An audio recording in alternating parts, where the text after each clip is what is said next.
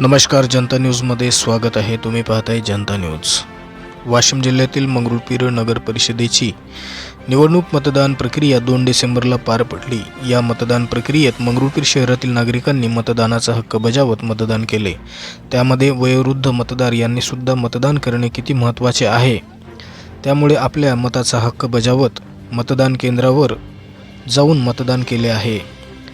त्यामुळे उमेदवाराचे भवितव्य मतदान EVM मशीनमध्ये सीलबंद झाले असून येणाऱ्या 21 डिसेंबरला कोण बाजी मारणार हे कळणार आहे.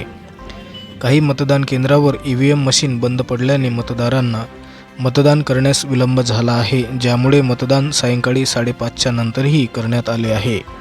मंगरुळपीर नगर परिषद मतदानाची एकूण टक्केवारी दिलेल्या माहितीनुसार 65.76% एवढे मतदान झाले आहे.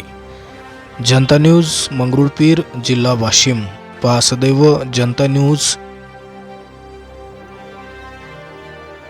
आवाज जनतेचा.